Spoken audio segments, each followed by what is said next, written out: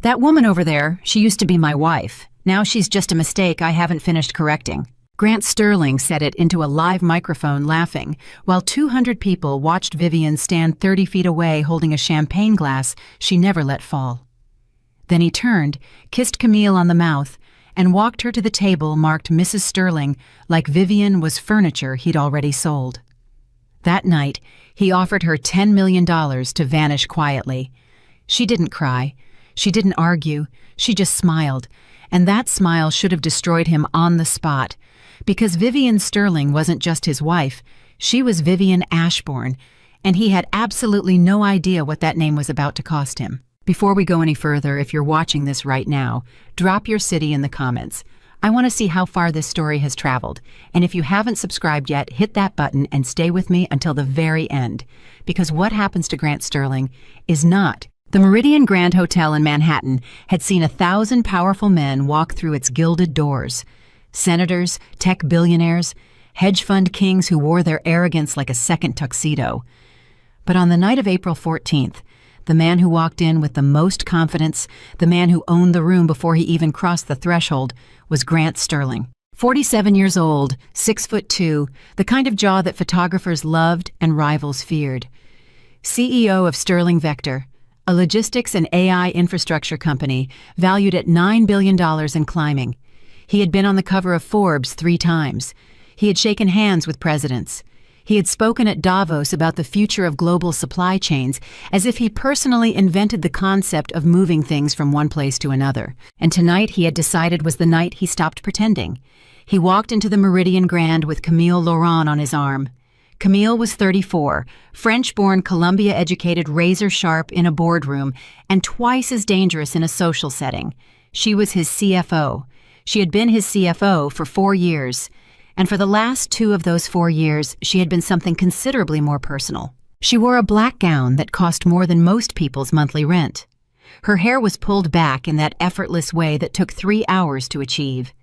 She laughed at something Grant whispered to her as they entered, and the sound of that laugh, easy, intimate, practiced, cut through the ambient music like a blade. Vivian Sterling was already inside. She had arrived 40 minutes early, as she always did. Quiet habit, old instinct. She believed that showing up early to an event meant you got to watch people arrive, and watching people arrive told you everything about who they actually were when they thought no one important was looking. She stood near the far end of the room in a midnight blue gown. Simple, elegant, the kind of dress that didn't need jewelry to make a statement. Her dark hair was down, falling past her shoulders. She was 43 years old, and she looked like a woman who had been through something not broken by it, but shaped by it in the way that marble gets shaped when a sculptor knows exactly what he's doing. She saw Grant the moment he walked in. She saw Camille. She saw the way Grant's hand rested on the small of Camille's back, proprietary, casual, completely unbothered by the presence of 200 guests who all knew on some level exactly what they were looking at. Vivian did not move. She raised her champagne glass slightly, took a slow sip, and her expression did not change by a single degree. That was the first thing people noticed later when they tried to piece together the sequence of events. Not that Grant had humiliated her, not that Camille had smiled through it, but that Vivian Sterling, who had been his wife for 11 years, had watched her husband walk in with another woman and shown absolutely nothing on her face. Eleanor Marsh, Vivian's closest friend, and the only person who knew more about Vivian than Vivian usually allowed, was standing 2 steps behind her. Eleanor was a former federal judge now in her early 60s, with silver hair and the posture of someone who had spent decades making people tell the truth in rooms they would rather leave. She leaned forward slightly. "He actually brought her," Eleanor said under her breath, "to this, tonight, with you standing here." "Yes," Vivian said. "Are you going to—" "No." "Vivian, Eleanor." The word was calm, steady, final. "I know." Eleanor studied her friend's face for a long moment. Whatever she found there made her go quiet. She took a sip of her own champagne and said nothing more. Grant made his way through the room with the ease of a man who had never once worried that a room wouldn't receive him well. He shook hands. He laughed at appropriate moments. He made 2 or 3 comments that were sharp enough to make other powerful men feel slightly less powerful, which was for Grant the point of almost every social interaction he had.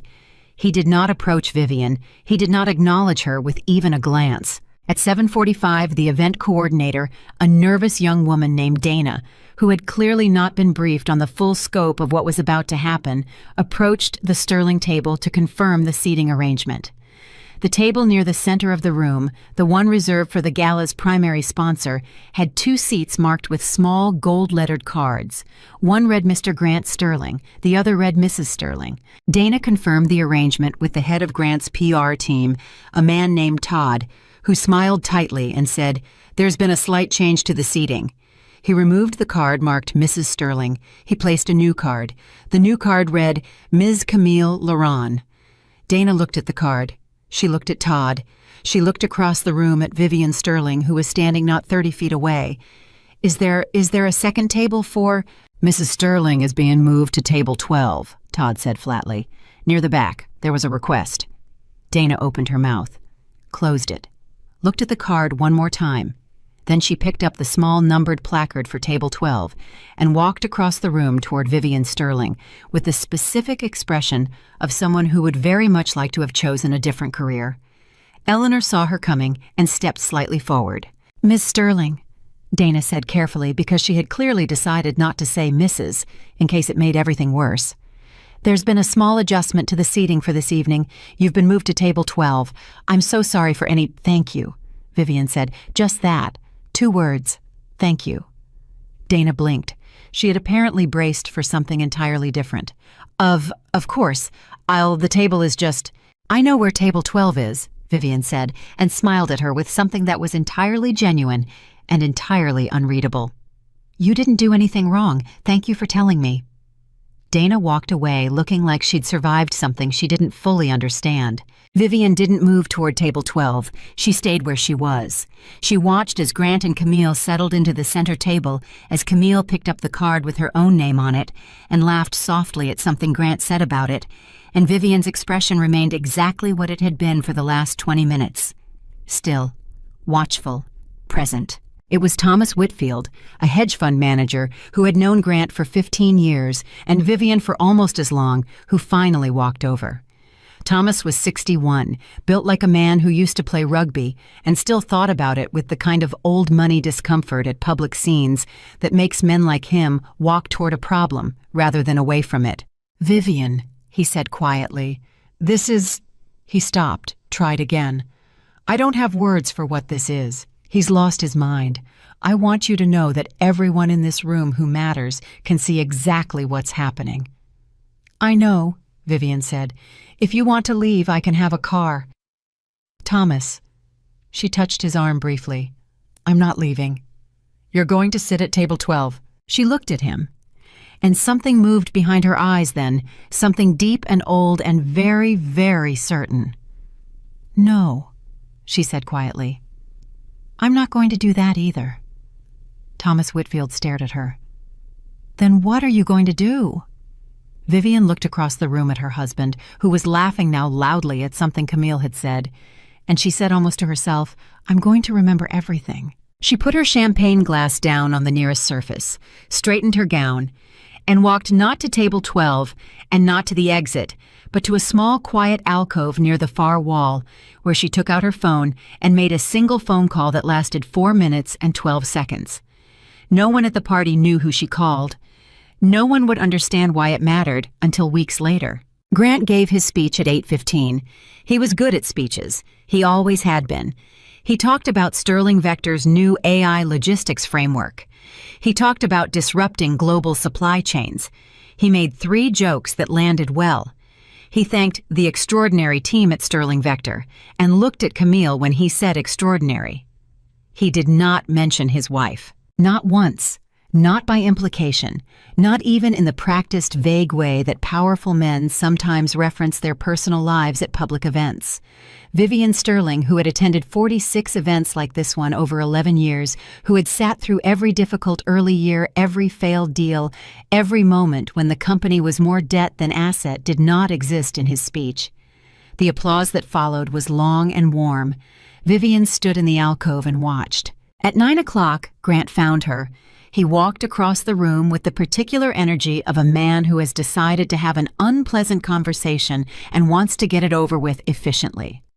He stopped 2 feet from her, hands in his pockets, and looked at her the way a person looks at something they're about to throw away, not with hatred exactly, but with a kind of decisive indifference that is in some ways worse. "You should go home," he said. "I'm fine where I am," Vivian said. "This isn't the time or the place, Vivian." "I agree with you completely. I haven't made it either." He looked at her steadily. "I'm having my lawyers call you in the morning." She said nothing. "I think we both know where this is going," he said. "I'd rather do it cleanly, quickly. I'm prepared to be more than fair." "Are you?" $10 million, he said. "That's the number. Clean break, no public proceedings, no ugliness. You sign what needs to be signed and you go and you—" He paused. "You start over. You'll be fine. You've always been resourceful." The word resourceful landed in the air between them. Vivian looked at him for a long moment. The party continued around them, voices, music, the soft percussion of heels on marble. The world kept moving in that specific way it does when something privately enormous is happening at its edges. "Grant," she said, and her voice was so even, so completely without tremor or heat, that it made him still. "How long have you believed that I have no options?" He frowned slightly. "What? How long?" she said again with careful patience, as if she were explaining something to someone who would understand it only much later. "Have you been operating under the assumption that I would have nowhere to go if you decided to throw me away?" "That's not what this is, because I'm curious," she said, "whether it happened gradually or if you always thought it. Whether the first year of our marriage you were already calculating what I was worth and what I wasn't. Whether you looked at me at the beginning and thought, she needs this, she needs me, she has nothing of her own. I'd really like to know." Grant's jaw tightened. "This is not the conversation I came over here to have." "No," Vivian agreed, "but it's the one we're having." She looked past him briefly toward the center table where Camille was speaking to an elderly board member with practiced charm. Then she looked back at her husband. "Enjoy your evening," she said. "I'll have Eleanor take me home." She moved to walk past him. He caught her arm, not hard, not aggressive, but certain, the grip of a man accustomed to stopping things from moving away from him. "10 million, Vivian," he said, low and direct. "That's a real number. Don't let pride make you stupid." She looked down at his hand on her arm. Then she looked up at his face. "Let go," she said. He let go. She walked toward Eleanor, who had been watching from across the room, with an expression that was all old judge composure on the surface and something considerably colder underneath. "Ready?" Eleanor asked. "Almost," Vivian said. She stopped, stood perfectly still for exactly 3 seconds. Then she turned back and looked at the room one last time, at the lights and the people and the center table and Camille and the name card that used to say Mrs. Sterling, and she absorbed all of it with the specific attention of someone who is building a complete and accurate record. "Now I'm ready," she said. In the car on the way home, Eleanor finally asked, "What was that call you made earlier? The one in the alcove?" Vivian looked out the window at the passing city. "I called my brother," she said. Eleanor waited. "He's been asking me for 2 years if I was ready," Vivian said. "Tonight I told him yes." "Ready for what?" Eleanor asked. Vivian turned from the window, and in the dark interior of the car with Manhattan sliding past the glass like a river of light, she said something that Eleanor would remember for the rest of her life. "To come home," Vivian said. In the 11 years of their marriage, Grant Sterling had learned 3 things about his wife. First, she was quiet in crowds but loud in private, and the things she said in private were almost always worth listening to. Second, she had no family that he knew of some vague reference to a European background, a father who died young, money that had run out before she ever came to New York. Third, she loved him, or had loved him, in that deep and self-contained way that some women love men who are too busy to notice it until it stops. He had never asked about the name. The full name. The name on her original documents when they married, which his attorneys had processed and filed, and never flagged, because why would they? Why would any of that matter? Vivian Ashbourne Sterling. He had seen it. He had never thought about it. That night, while Grant was still at the gala and Camille was laughing in the seat that used to say, Mrs. Sterling, Vivian sat at the desk in the study of the apartment she had lived in for 9 years and opened a laptop that Grant had never seen. It was not connected to any network he recognized. It had no history on its browser. It had been waiting for a specific moment for longer than Grant had run his company. She pulled up a file, read through it with the focused attention of someone reviewing not new information, but information they have already memorized and are now reading simply as confirmation. Then she opened a message thread, typed 4 words, begin the review protocol, sent it, closed the laptop, got up, made herself a cup of tea, sat by the window and watched the city the way she had watched it for 11 years, patiently, completely, with the full knowledge that the city was not going anywhere and neither was she. The message was received by 17 people in 6 countries within the hour. Not one of them worked for Grant Sterling. Every single one of them worked for her. Grant came home at midnight. He did not look for her. He went directly to the guest room which had become his room 3 months ago, and which they had both pretended in the efficient, silent way of a failing marriage to not notice. In the morning, everything would begin. He did not know that. She did. And in the quiet dark of a Manhattan night, Vivian Ashbourne Sterling drank her tea and waited for the world to show her husband what he had never thought to look for, the foundation beneath the foundation he'd built his empire on. It had always been there. He had just never asked whose name was on it. The morning after the gala, Grant Sterling woke up at 6:45 with the specific clarity of a man who has made a decision and intends to execute it before doubt has the chance to schedule a meeting. He showered, put on his gray suit, drank his coffee standing at the kitchen counter the way he always did when he was preparing for something he considered a formality. Then he called his lead attorney, Marcus Hale, and told him to have the paperwork ready by noon. The full package, Marcus asked. The full package, Grant said. 10 million, clean NDA, no contested assets. She takes what's in her personal account and whatever's in the apartment that belonged to her before the marriage. Everything else stays. There was a brief pause on the line. Marcus Hale had been Grant's attorney for 9 years. He was careful, the way old dogs are careful, not timid, just experienced enough to know when something might bite. Grant, have you had your team do a full asset review on her side? Before we go in, standard procedure is to... Marcus, Grant set down his coffee cup. She doesn't have a side. That's the point. Draw up the papers. Marcus drew up the papers. At 11:15, Vivian received a call from Eleanor, who had already heard through the specific underground telegraph of New York legal circles that Grant's attorneys had filed for an expedited private dissolution meeting. Eleanor's voice on the phone was controlled but tight in the way that controlled voices get when the person speaking them is working hard to stay that way. He's moving fast, Eleanor said. The meeting is set for Thursday, 2 days. I know, Vivian said. Your own attorneys need to be briefed, the full briefing, Vivian, not the version you've been giving them. I've already called Jonathan, Vivian said. A silence on the line, then Jonathan Graves. Yes. Another silence longer this time. Eleanor exhaled. When she spoke again, her voice had changed, not softer exactly, but recalibrated the way a person recalibrates when they realize the situation they thought they understood is actually several sizes larger than they estimated. You've had Jonathan Graves on standby this whole time. For about 3 years, yes, Vivian said.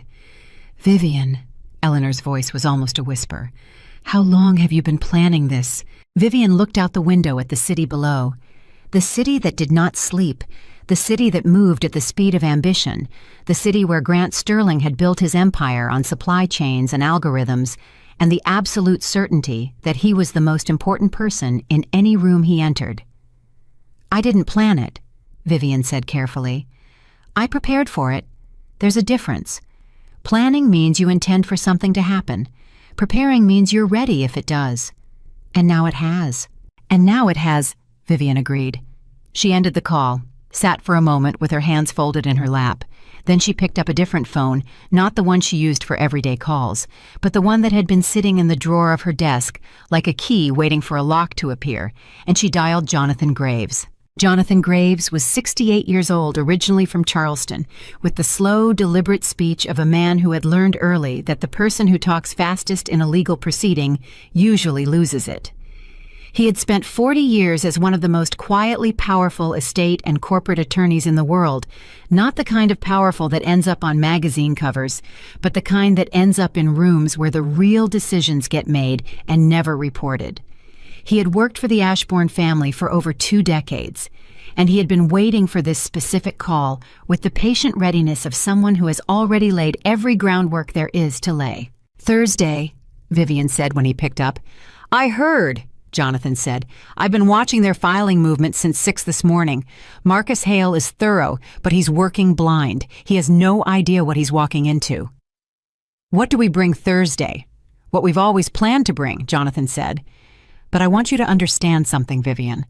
Once we open this, there is no version of Thursday where Grant Sterling leaves that room the same man who walked into it. You understand that?" "Yes." "And you're ready for that?" She didn't answer immediately. Because Jonathan Graves, who had known her for a long time, deserved an honest answer rather than a fast one. She thought about 11 years. She thought about Table 12. She thought about the way Grant had held her arm at the gala, certain proprietary, the grip of a man who believed that things stayed where he put them. "Yes," she said, "I'm ready." "Then I'll see you Thursday," Jonathan said. "And Vivian, wear something simple, not a statement, something that says you walked in because you had to, not because you wanted to win." "I know how to dress for a room," she said. "I know you do," he said. And there was something in his voice, then a warmth that had nothing to do with legal strategy and everything to do with the fact that Jonathan Graves had watched this woman navigate an 11-year situation that would have broken most people in 11 months. "I'll see you Thursday." Thursday morning arrived the way important mornings always do, ordinary on its surface, charged underneath the kind of morning that looks like all the others until you're standing inside it, and you realize the air has a different quality than yesterday. Grant arrived at the private meeting suite in the offices of Hale and Associates at 9:58, 2 minutes early, which was Grant's way of demonstrating control. He wore his charcoal suit, no tie, the studied casual authority of a man who doesn't need a tie to be taken seriously. Camille was with him, which was not standard practice for a dissolution meeting, and which Marcus had quietly suggested against. Grant had overruled him. "She's my CFO," Grant had said. "She's also my future. I'm not going to pretend otherwise to manage anyone's feelings." Camille sat to Grant's left, the slim portfolio she'd brought more prop than substance, her expression carrying the particular composure of someone who has convinced herself that being present in a situation you have no business being in is actually a display of strength. Marcus Hale sat to Grant's right, his own materials organized with the neat compulsiveness of a man who controls anxiety through order. 3 associates flanked him. Vivian arrived at 10:01. She walked in alone. That was the first thing. No entourage, no visible support team, just Vivian in a cream-colored jacket and dark trousers, hair pulled back, simply the kind of presence that doesn't announce itself but somehow fills whatever room it enters. She looked at Grant when she came in, looked at Camille beside him, and the expression on her face was the same expression she had worn at the gala. Not cold, not hurt, but watchful, and settled in a way that made the temperature of the room feel slightly different than it had before she walked in. Behind her, one person followed. Jonathan Graves. Marcus Hale looked up from his papers. He recognized Jonathan immediately.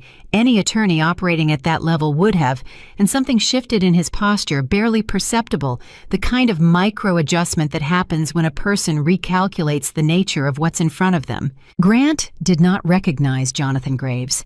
He looked at the older man, the way he looked at most people he didn't immediately categorize with a brief automatic assessment that concluded attorney old school, probably brought in to make this look more serious than it is. He looked back at Vivian. "You could have brought a team," he said, and it was almost genial, the graciousness of a man who believes he has already won and can therefore afford to be pleasant. "We're not here to make this difficult." "I know," Vivian said. She sat down across from him. Jonathan Graves sat beside her with the unhurried ease of someone settling into a chair they've sat in 1,000 times before. "Shall we begin?" Marcus opened with his terms. He presented them clearly and professionally. The $10 million settlement, the NDA, provisions the asset division, the timeline for the dissolution. He spoke for 11 minutes without interruption, his language careful and precise, the language of a man who has practiced this particular presentation more than once and believes it is airtight. When he finished, the room was quiet. Grant looked at Vivian. Questions. 1, Vivian said. She did not look at her own notes. She did not look at Jonathan. She looked directly at her husband. The NDA clause in Section 4, the one that prohibits any public statement related to the marriage, its circumstances, or the dissolution proceedings. Does that include financial disclosures to relevant regulatory bodies? Marcus blinked. It was a very small blink, barely visible, but Grant caught it because he was watching Marcus and not Vivian. That clause is standard. Does it include financial disclosures to relevant regulatory bodies? Vivian said again, with the same calm patience she had used at the gala when Grant told her to go home. Same register, same steadiness, the tone of someone who already knows the answer and is asking because they want you to say it out loud. The NDA does not override regulatory obligations, Marcus said carefully. That would be good, Vivian said. Then we have a shared understanding there. Grant leaned forward slightly. Vivian, the number is fair. It's more than fair. You know what you came into this marriage with, and I'd like to address the terms, Vivian said, and now she opened the leather folder in front of her for the first time. Specifically, I'd like to decline them. The room shifted. Grant's expression did not change immediately. That was his particular talent. The executive face, the face that had survived board collapses and press crises, and the specific pressure of being watched by people who are looking for any sign of weakness. But something behind the eyes moved. Something recalculated. Decline the $10 million, he said. Decline the NDA, Vivian said. Decline the asset division as presented, and decline the timeline. Camille made a small sound, not quite a word, just a breath of something between surprise and contempt. Grant put his hand briefly on the table near her, the quieting gesture of someone managing more than one thing at once. Vivian, he said, and now his voice had shifted from genial to measured, the shift that happened when Grant Sterling moved from the version of himself that performed patience to the version that had run out of it. I don't know who convinced you to walk in here, and I'd like to now address the primary matter, Jonathan Graves said. It was the first time he had spoken since entering the room. His voice was low and carried the specific gravity of someone who does not waste words and therefore has trained you within minutes of meeting him to pay attention to the ones he uses. Every person in the room looked at him. Grant looked at him. My name is Jonathan Graves, Jonathan said. I serve as primary legal executor and estate counsel for the Ashbourne Family Trust. I've held that position for 23 years. He paused and let that sit. My client is Vivian Ashbourne. He said it the way you say the name of something that has existed for a very long time, not as an announcement, as a clarification. Grant frowned. Her name is Sterling. Her legal name is Vivian Ashbourne Sterling, Jonathan said. The Ashbourne name is the operative one for our purposes this morning. He opened his own folder. Before we discuss the terms of dissolution, I'd like to table a preliminary document. This is a notification of interest filing on behalf of Ashbourne Global Infrastructure regarding several active contracts that are currently registered under Sterling Vector's operational framework. Marcus Hale looked at the document his associate had just been handed across the table. He read 3 lines. His face did not change, but his hands went very slightly still. What is this? Grant said. It's a notification, Jonathan said pleasantly. Routine procedural step. Ashbourne Global holds infrastructure licensing agreements that underpin several of Sterling Vector's core logistics systems. The filing simply notifies relevant parties that those agreements are under review, given the changed circumstances in the principal's marital status. Grant stared at him. Sterling Vector doesn't have any agreements with a company called Ashbourne Global. Not directly, Jonathan said. The agreements run through 3 intermediary entities, Meridian Logistics Partners, Pacific Gateway Infrastructure, and Cross-Continental Supply Systems, all 3 of which are wholly owned subsidiaries of Ashbourne Global Infrastructure Trust. The silence that followed was a different kind of silence than the ones before it. It was the silence of a room in which the air had just changed composition. Grant looked at Marcus. Marcus was reading. His face was doing something careful and controlled that was not entirely succeeding. "How large are these agreements?" Marcus asked, and his voice was professional, but with an edge to it. The edge that appears when a lawyer realizes that the terrain they prepared for is not the terrain they're actually standing on. Combined, they represent approximately 31% of Sterling Vector's active supply chain operations, Jonathan said. He said it the way you say the temperature outside, factual neutral, entirely without drama, which somehow made it dramatically worse. The licensing architecture is somewhat layered. It took our team several months to document it comprehensively. I have the full summary here if you'd like it. He slid a bound document across the table. No one picked it up immediately. Grant did not move.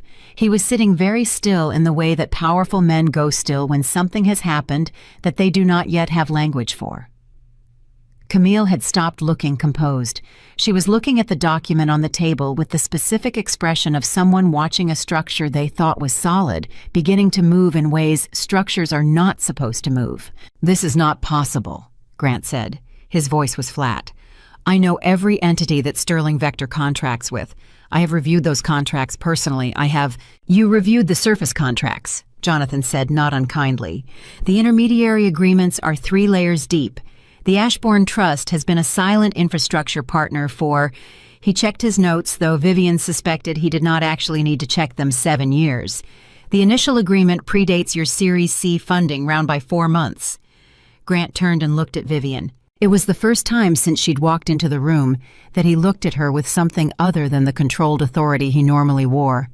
He looked at her the way a person looks at something familiar that has just revealed itself to be something else entirely.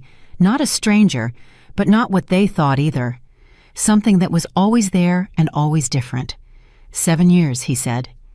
Vivian said nothing. 7 years, he said again.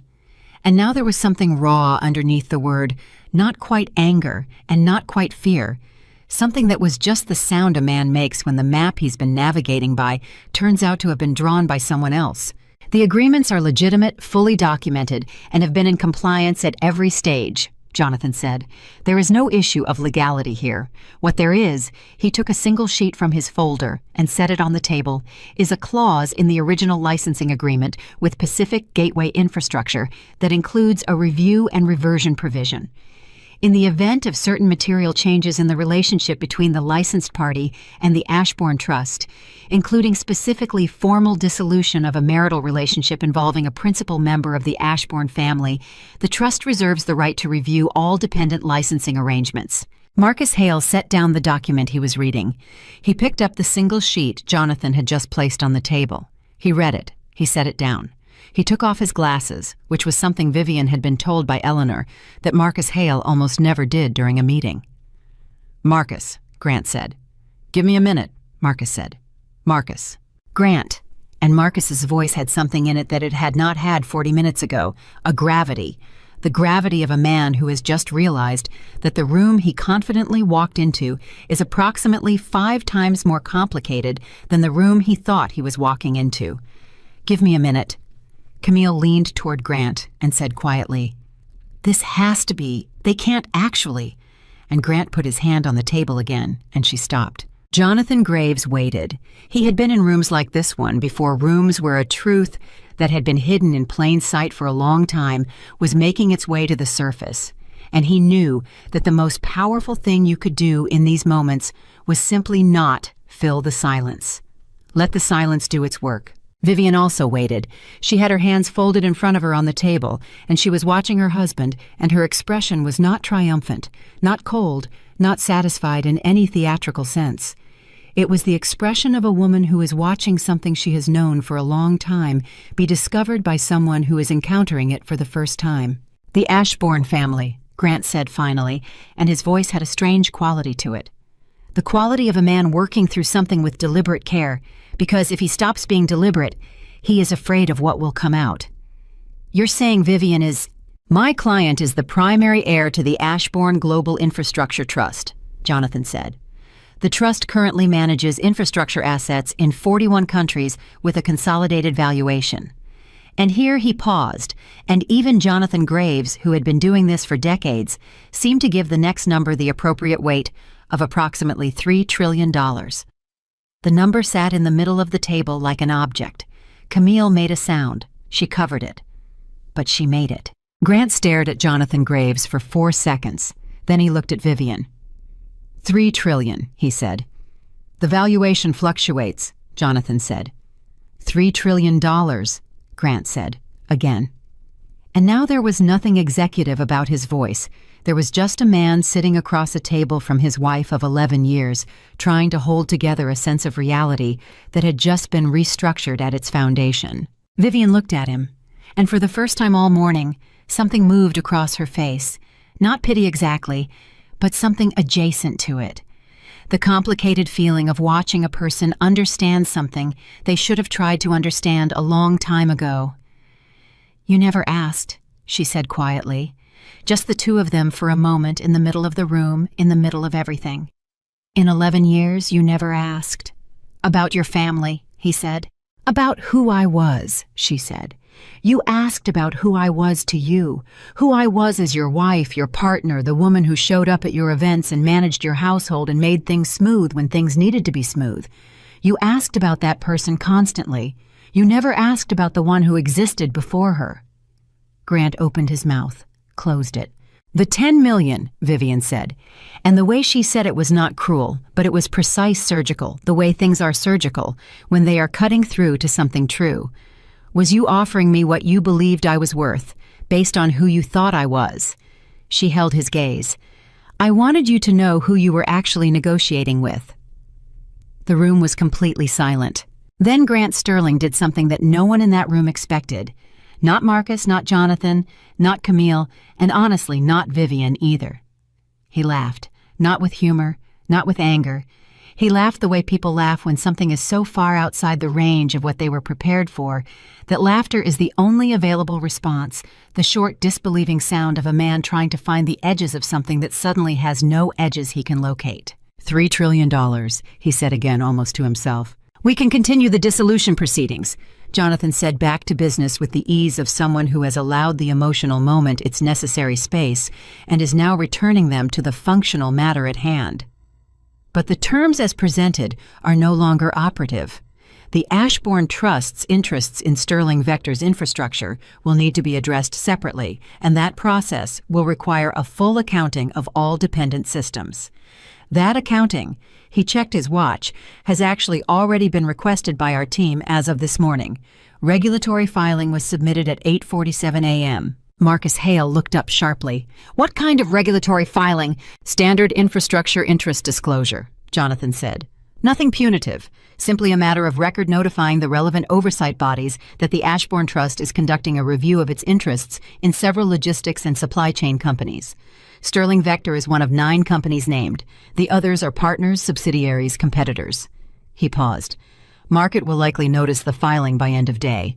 These things tend to move quickly." Grant understood what that meant before anyone else in the room did. He understood it because he had spent 20 years in the world of investment markets and supply chain finance. And he knew in his bones, the way you know things you have lived by for your entire career, what it meant when a $3 trillion infrastructure trust publicly announced a review of its interests in a $9 billion company. It meant the stock would move. It meant partners would call. It meant the phone would start ringing before noon and not stop. He stood up. It was not a controlled movement. It was the movement of a man whose body has decided to react before his mind has finished forming the decision. He planted his hands on the table and looked at Vivian. "Call it off," he said. "The filing. Call it off." Vivian looked up at him. "Jonathan filed it on his own authority as trust executor. It's not mine to call off." "You're the principal heir."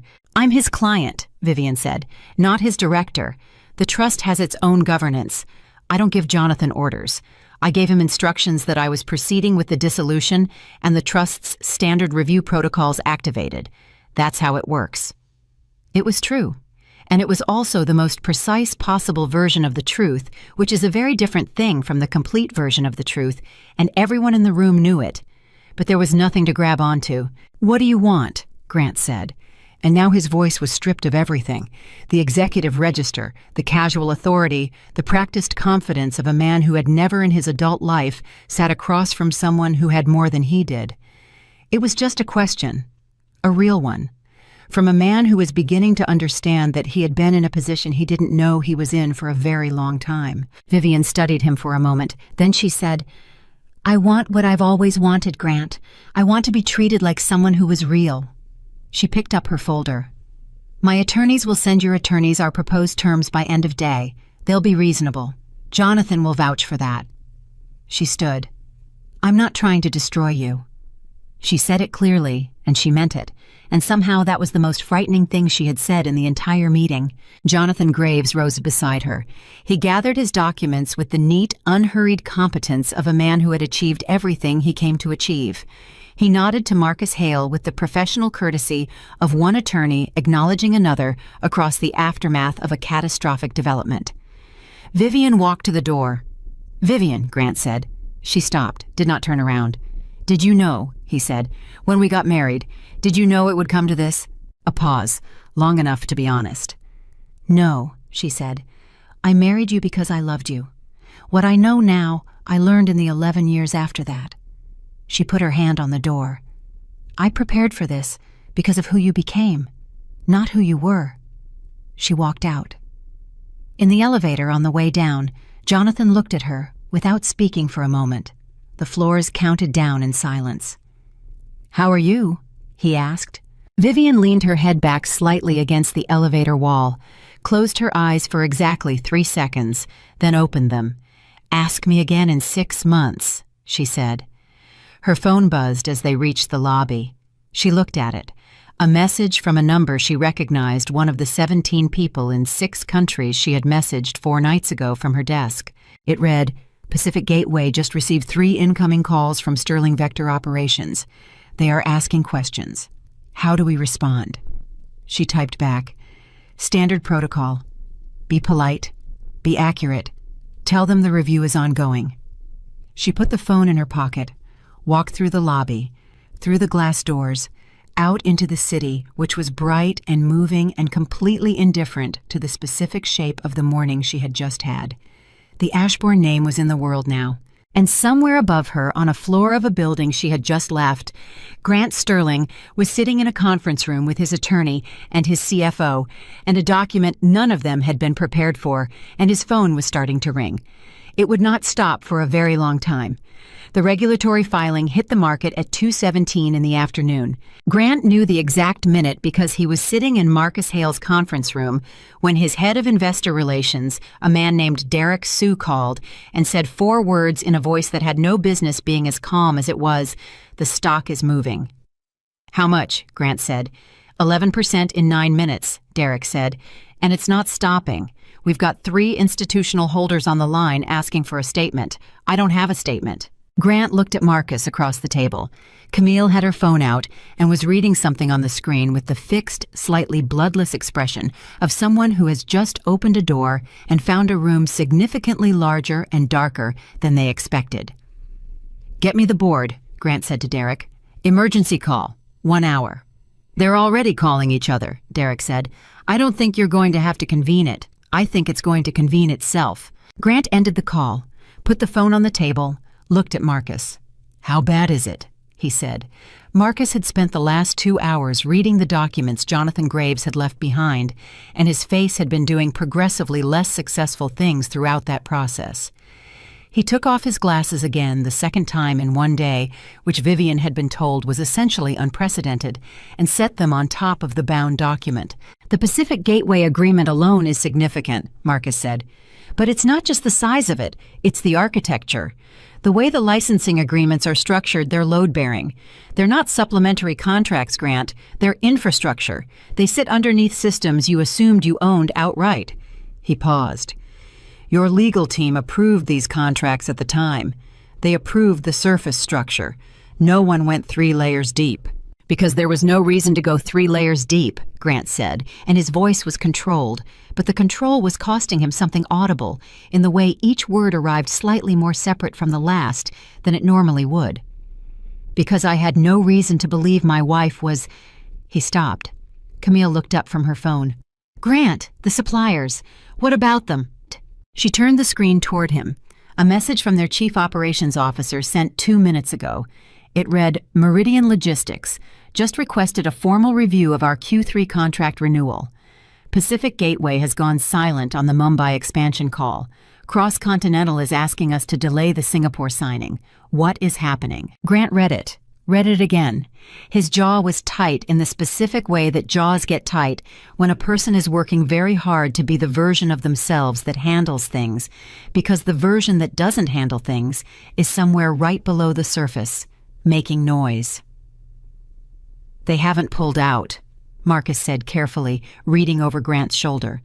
They're asking for delays, reviews. That's not termination. That's the beginning of termination, Grant said flatly. I've done this. I know what a strategic pause looks like from a partner who's been given a reason to reconsider. Someone told them to slow down.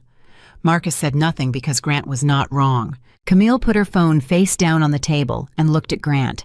And for the first time since she'd sat down in that conference room 8 hours ago, she looked less like a CFO and more like a person uncertain in the way that people get uncertain when the plan they were part of turns out to have been built on information that was never complete. She did this on purpose, Camille said. This morning wasn't just about the divorce. She came in here to show us what she had. Yes, Grant said. The question is how much she's actually willing to use it, Camille said. Grant looked at her, and something crossed his face. A complex movement quick that was not quite the expression of a man talking to his CFO, and not quite the expression of a man talking to someone he had brought to a gala and seated in his wife's chair. It was the expression of a man who is beginning to do a different kind of accounting than the kind he's used to not assets and liabilities on a financial sheet, but the accounting of choices and what they cost and who ends up paying. She told me she wasn't trying to destroy me, he said. Camille tilted her head slightly. And you believed her? He didn't answer, which was itself an answer. By 4:30, the board had convened. Not in person. There was no time for that, but on a video call that Grant joined from a private room in Marcus's offices, 12 faces in 12 different frames, the particular geometry of a crisis that has found its way to people who did not see it coming and are now trying to appear as though they are the kind of people who can handle things they did not see coming. Richard Cho, the board chair, was 63, Hong Kong-born, and had been in finance long enough to have survived 4 market crashes without blinking. He blinked now. Grant, he said when the pleasantries, such as they were, had been dispensed with. We need to understand the scope of the Ashbourne exposure. Marcus's team is compiling the full picture, Grant said.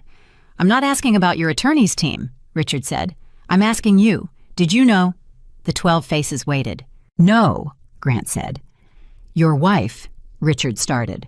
My soon-to-be ex-wife, Grant said. Your soon-to-be ex-wife, Richard said, with the deliberate patience of a man who does not consider the distinction relevant to the crisis at hand, is the primary heir to a $3 trillion infrastructure trust that holds licensing agreements underpinning 31% of our active operations. And you had no knowledge of this. That's correct. The silence on the call had its own texture, 12 people in 12 frames, all of them doing their own math. Grant. That was Patricia Vane, 67, lead independent director, former Treasury official, the kind of woman who had been the only woman in enough rooms to have stopped caring about the optics of saying what needed to be said. I've been on this board for 6 years. In that time, I have asked you at every major M&A review whether there were any undisclosed relationships or entanglements that could affect our contractual standing. You have told me no. Every time. Because I believed it was no, Grant said. You believed it, Patricia said, but you didn't verify it. She's my wife. She was your wife, Patricia said, and apparently also the heir to the family that owns the infrastructure your company runs on. And you didn't know. And we didn't know. And right now, our stock is down 16% because the market knows something is happening even if it doesn't know exactly what. And by tomorrow morning, she paused.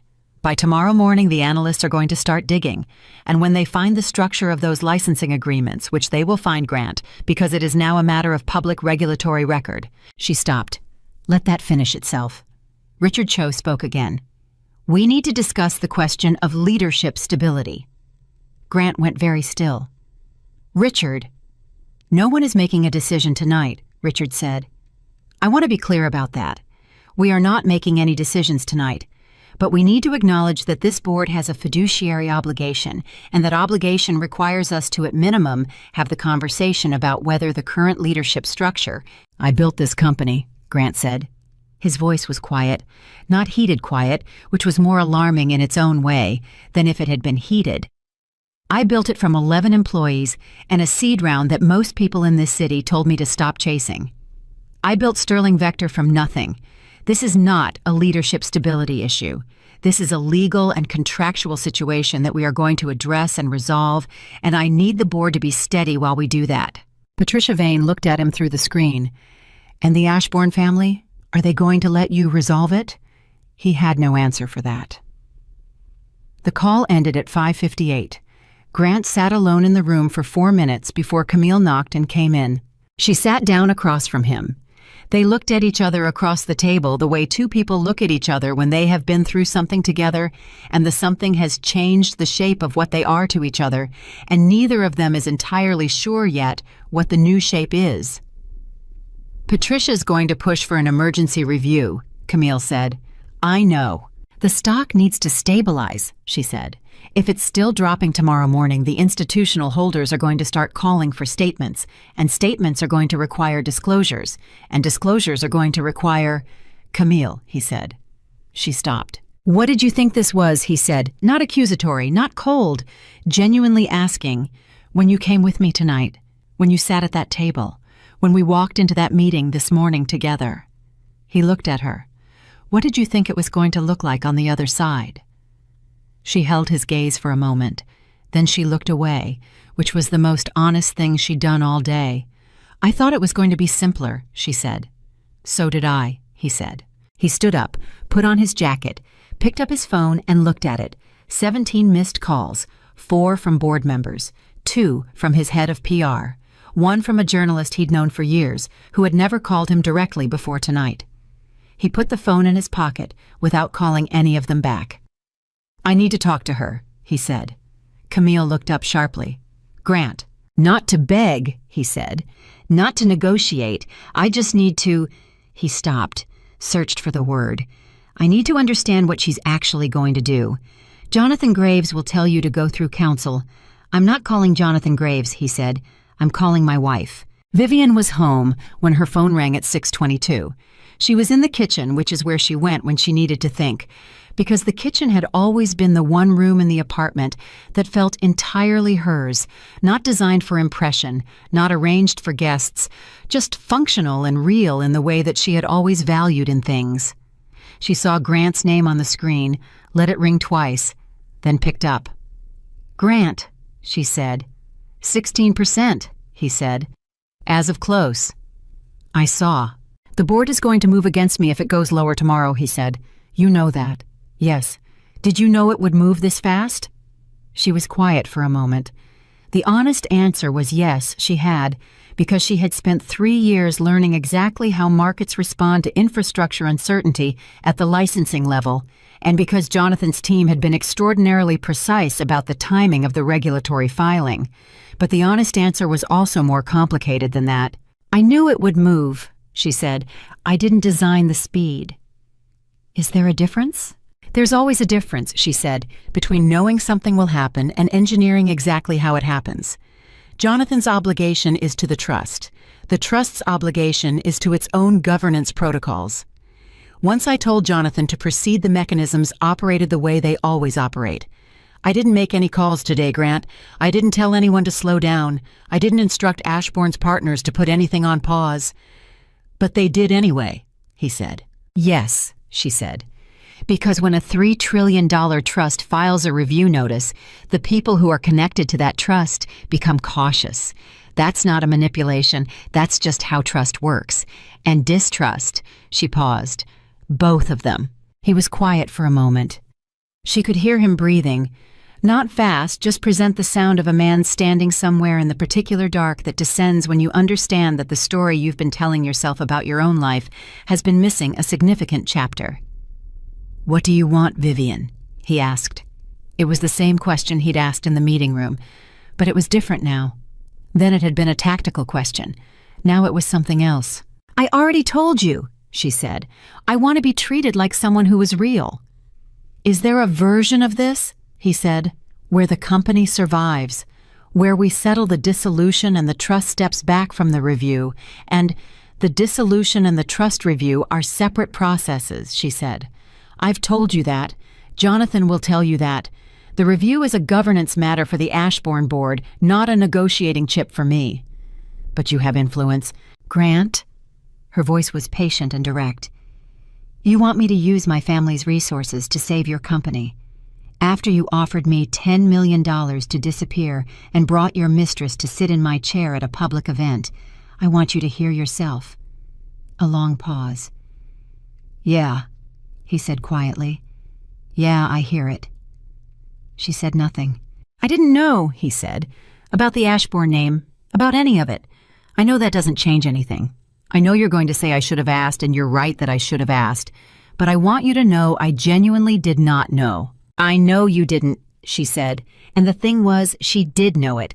She had known it for years. Grant Sterling was many things, and some of those things were not good. But he was not a man who had married her knowing what she was, and decided it was worth it for the access. He had genuinely had no idea.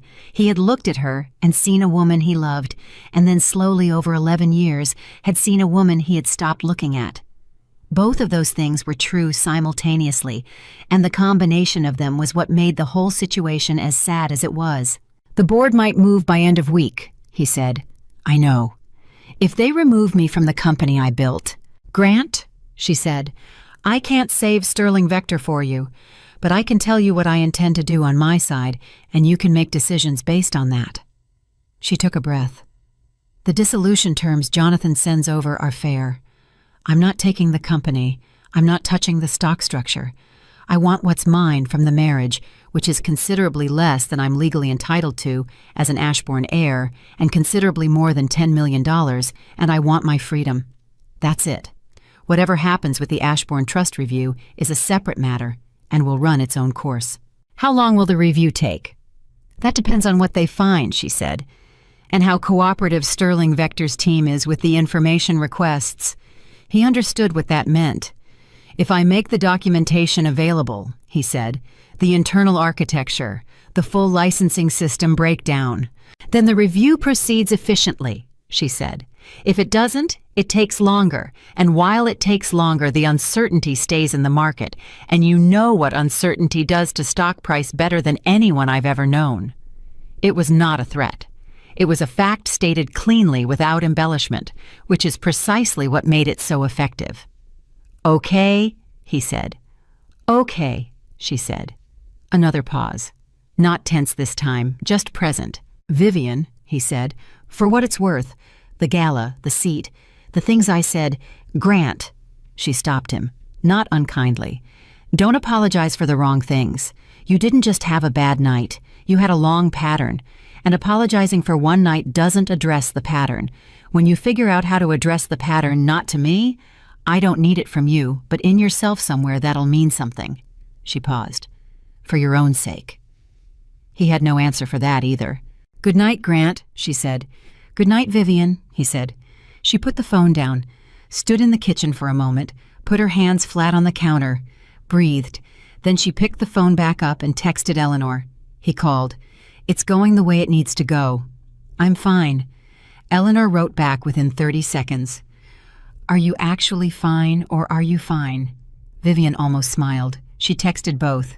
"Give me 2 days." Eleanor sent back a single period, which was Eleanor's way of saying, "I see you, I'm here, go do what you need to do." The next morning, Thursday's edition of the Financial Journal ran a front-page analysis piece on Sterling Vector's stock decline and the Ashbourne Global regulatory filing. The journalist had done their work fast and done it well. Not all the layers, not the deepest architecture, but enough. Enough for the headline to read, "Infrastructure Mystery, Who is the Ashbourne Trust and How Deep Does It Go in Sterling Vector's Supply Chain?" Grant read it at 6 a.m. He read it standing up, which was how he read things when the content required him to be ready to move.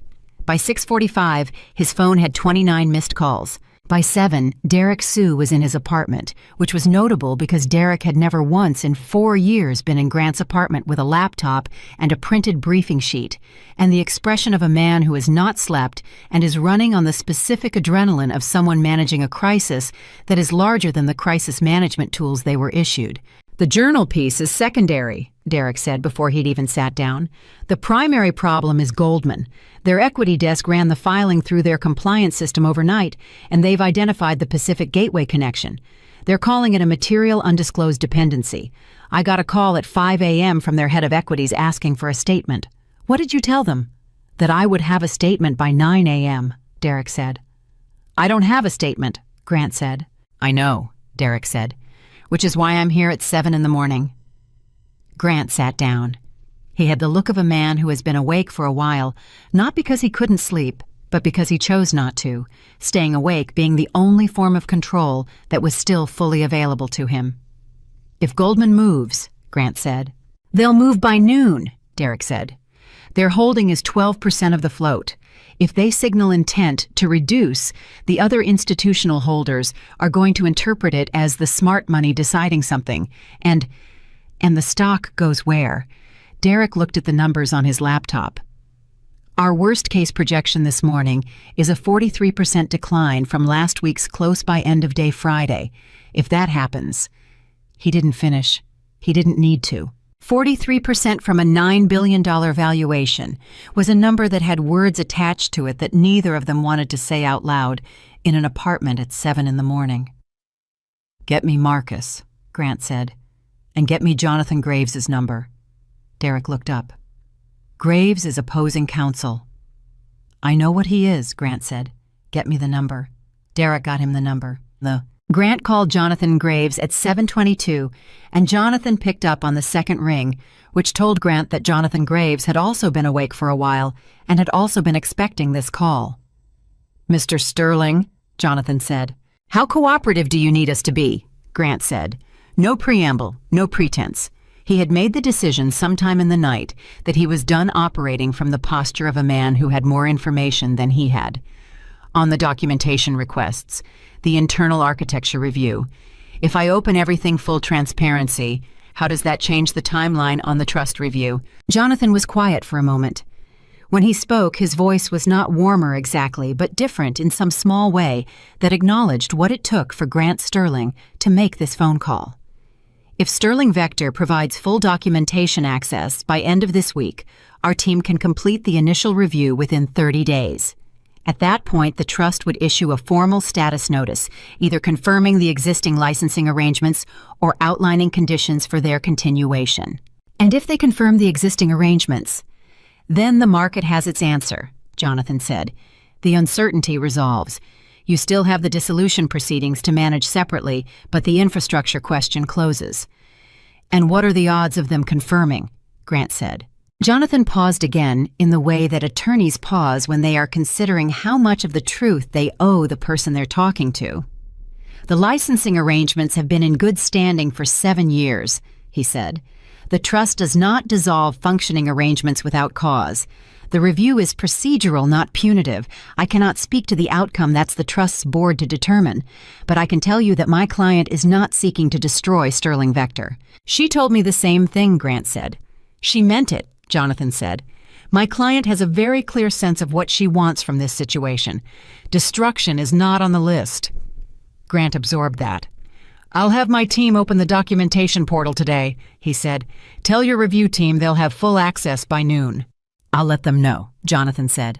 Then, after a small pause, Mr. Sterling, for what it's worth, she did not come to Thursday's meeting to humiliate you. She came to make sure you understood who you were dealing with. There's a difference. I'm beginning to understand that, Grant said. He ended the call, set the phone down, looked at Derek, who had been sitting very still and very silent for the duration of the call, with the focused attention of someone storing every detail for later. Noon, Grant said. Full documentation access. Get the technology team on it now. Derek nodded and stood, and was already texting as he moved toward the door. Grant sat alone for a moment. The apartment was quiet, the way apartments are quiet when a person who used to share them suddenly doesn't. It was a particular kind of quiet, not peaceful, not comfortable. Just the specific acoustic texture of space that has more room in it than the person living in it currently needs. He thought about the gala, the name card, the way he had grabbed her arm, the way she had looked at him before she walked away.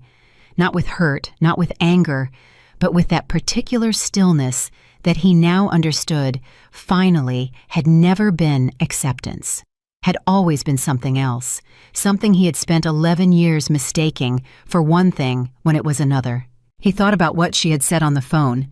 Don't apologize for the wrong things. You didn't just have a bad night. You had a long pattern. He had been building his empire for 20 years. He had been building it on speed and instinct and the absolute confidence that he understood every system he operated within, every variable, every dependency. He had been wrong about the most important one. He had been wrong in the most expensive way a person can be wrong, not in a single decision but in a sustained failure to ask the question. He hadn't asked, and she had waited, and he had kept not asking, and she had kept waiting.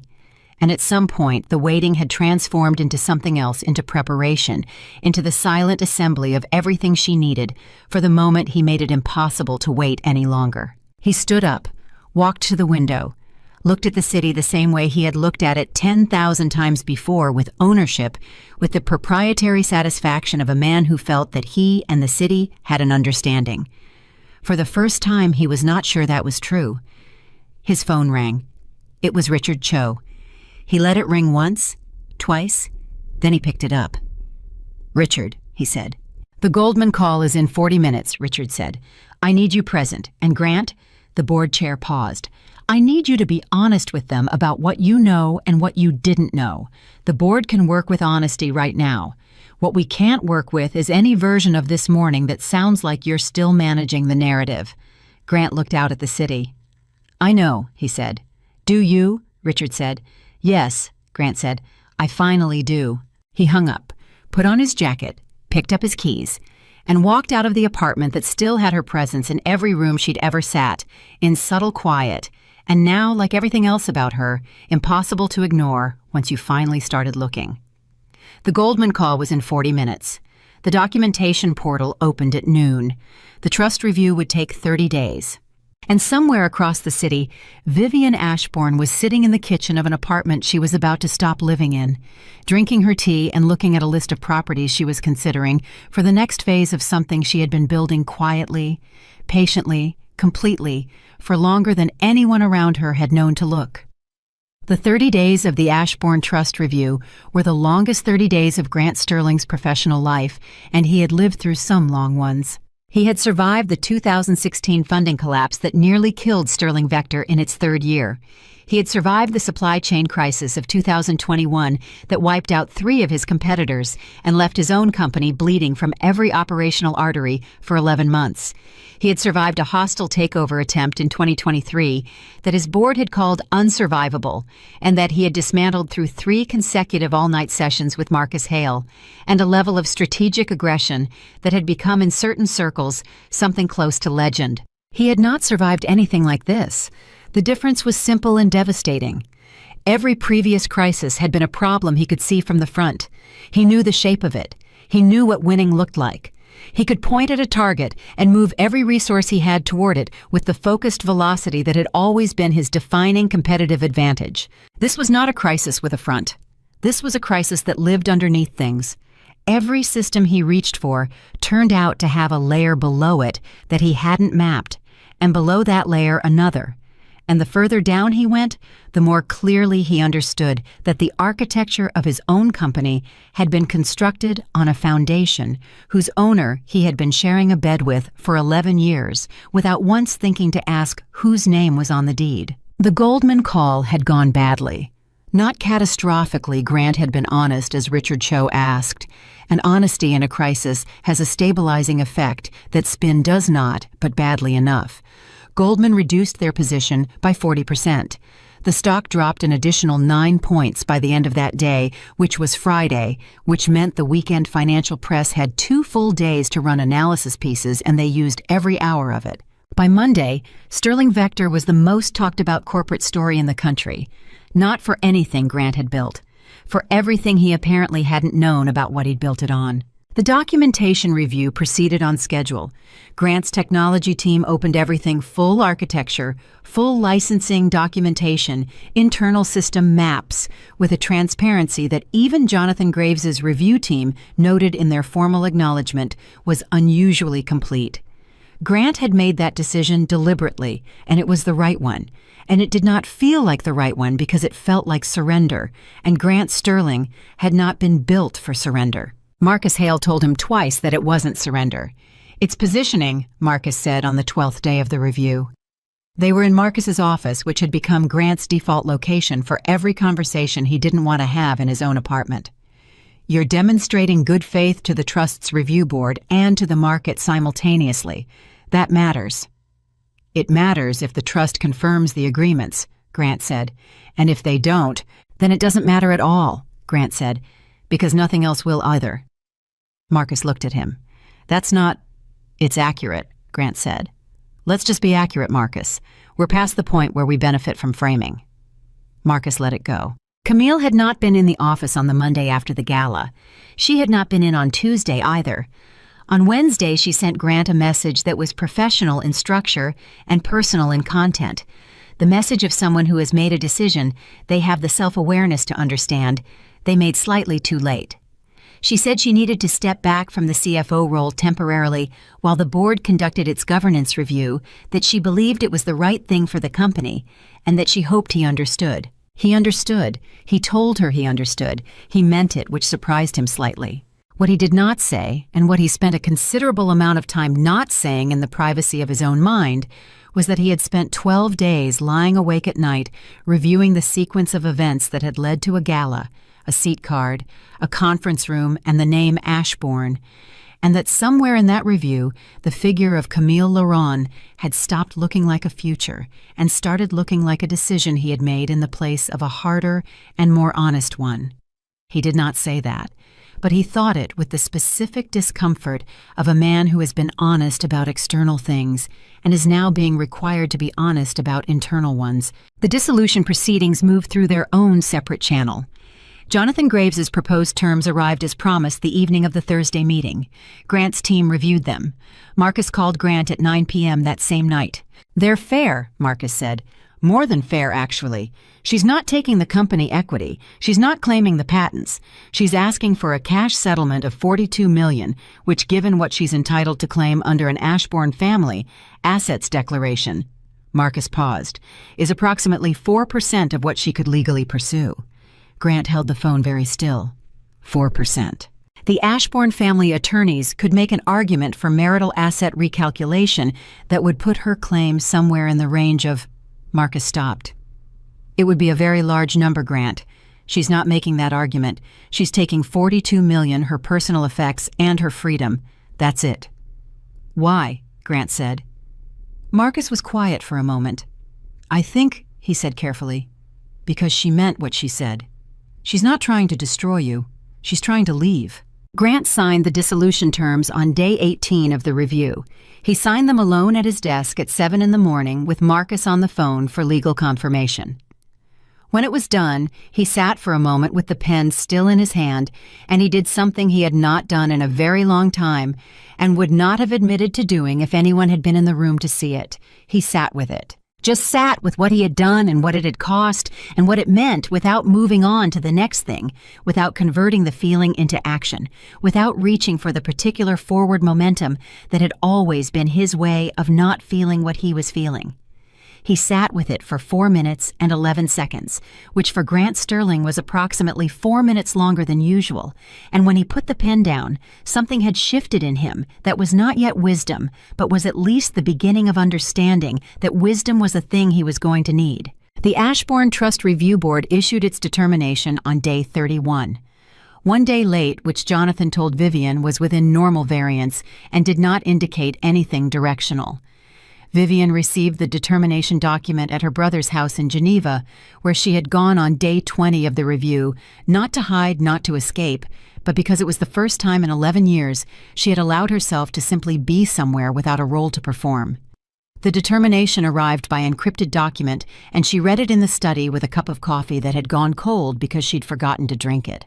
The trust confirmed all existing licensing arrangements with Sterling Vector, full continuation. All three entities, Meridian, Pacific, Gateway, Cross-Continental, would honor their existing contracts through the end of their current terms. It was the best possible outcome for Sterling Vector, and it was still not enough, because on day 29, the morning before the determination arrived, something else had come to light. It came through Marcus Hale, which was how the most consequential things in this entire story tended to arrive quietly through a professional channel in the voice of a careful man who had spent decades measuring every word he said in a crisis, and who on this particular morning sounded as though he was measuring them slightly more carefully than usual. He called Grant at 6:50 a.m.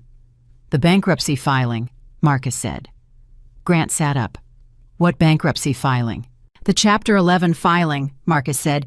"It came through overnight. The petition was filed yesterday evening in the Southern District of New York. The creditors, specifically the consortium of lenders who hold the infrastructure financing from the 2022 expansion, have called the debt." Grant's first thought was that Marcus was wrong. His second thought was that Marcus was never wrong about this kind of thing. His third thought came with a cold, spreading clarity that moved through him from his chest outward, the way very bad news moves through people who are already braced for bad news, but not for this particular shape of it. "The expansion financing," he said, "the 2022 round. That was secured against the Pacific Gateway and cross-continental licensing frameworks." "Correct," Marcus said, "which means when the Ashbourne Trust filed the review notice, the lenders interpreted it as a material uncertainty event," Marcus said. "It triggered the acceleration clause in the loan agreement. The debt became immediately callable." "How much?" Grant said. Marcus told him.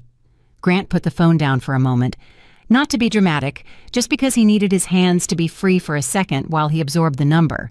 Then he picked it back up. "Can we restructure?" he said. "We're exploring it," Marcus said.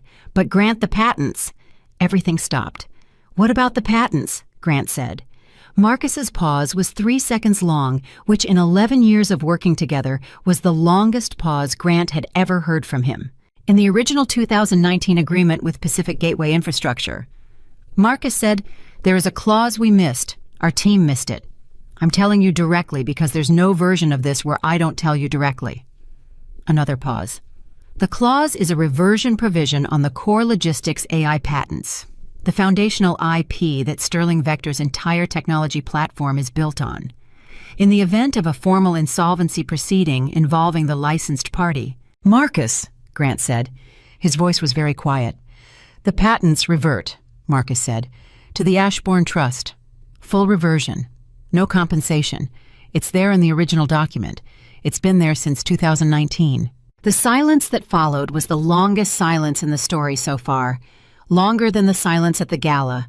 Longer than the silence in the conference room when Jonathan Graves said $3 trillion. This silence had a different quality, the quality of a man standing at the edge of something and looking down and finally understanding how far down it goes. "The patents are the company," Grant said. "Yes," Marcus said. "Without the patents, there's no Sterling Vector. There's no technology. There's no product. There's no—" "Yes," Marcus said again. He said it quietly, and he said it with what Grant recognized even then as genuine grief, the grief of a man who has worked alongside someone for a decade and is now required to tell them that the ground has completely disappeared. "Did she know?" Grant said. "About this clause specifically. Did Vivian know?" "I don't know," Marcus said honestly. "I can tell you that Jonathan Graves knew, and I can tell you that Jonathan Graves does not miss things in documents." Grant stood up. He walked from his desk to the window, the same window he had looked out of the morning after the determination call, the morning he had decided to be honest with Goldman. And he looked at the city again, and the city looked back at him with the same magnificent indifference it had always shown, and he understood in that moment that the city had never had a relationship with him at all. He had just believed it did. "When is the bankruptcy hearing?" he said. 3 weeks, Marcus said. "Southern District, Judge Carla Whitmore. She runs a clean courtroom, no delays, no tolerance for procedural games. Whatever we go in with, it needs to be the real picture." "It'll be the real picture," Grant said. He had nothing else to say. The 3 weeks between the bankruptcy filing and the hearing were a kind of controlled demolition. Grant watched his company disassemble itself in the specific slow-motion way of things that are structurally compromised not all at once, but piece by piece, each piece taking something with it when it went. 3 senior executives resigned. One of them had been with Grant since the beginning, a logistics director named Paul Chen, who had worked 16-hour days during the 2021 crisis, and who called Grant personally before submitting his letter, which Grant had not expected, and which cost him more in some private way than any of the market numbers. "I'm sorry," Paul said on the phone. "I need you to know I'm not doing this because I don't respect what you built." "I know," Grant said. "I'm doing it because I have a family," Paul said. "And I can't," Grant said. "You don't need to explain it to me, I understand." He understood. He kept understanding things he had previously been too certain to understand, and the accumulation of all that belated understanding was its own specific kind of pain. Camille called him on the second week. She called from Paris, where she had gone after stepping down for her mental health, her message had said, which Grant did not doubt and did not hold against her in the way he might once have. "How are you?" she asked. "Operational," he said. "That's not what I asked." He thought about it. "I don't know," he said, which was the most honest answer he had given anyone who'd asked him that question in years. "I genuinely don't know how I am. I know what needs to happen next, and I know what I need to do to make it happen, and past that I haven't—" He stopped. "I haven't gotten past that." "The hearing is next week," she said. "Yes." "Is there anything—" "No," he said, not unkindly. "There's nothing you can do, Camille. This is where I am, and it's where I have to be. I'll be okay. I mean that." She said goodbye with a gentleness that told him something about what she was feeling that he didn't have the emotional capacity to fully receive right now, and he let her go, and he sat with that too briefly before moving on to the next thing. The bankruptcy hearing was on a Tuesday morning in April, 3 weeks and 1 day after the filing. The courtroom in the Southern District was exactly what Marcus had described: clean, spare, functional. Judge Carla Whitmore was 61 with short gray hair and the focused efficiency of someone who had been watching people try to manage catastrophe in her courtroom for 20 years and had long since stopped being surprised by the shapes it took. Grant sat at the primary table with Marcus and 3 of his associates. The room was more crowded than bankruptcy.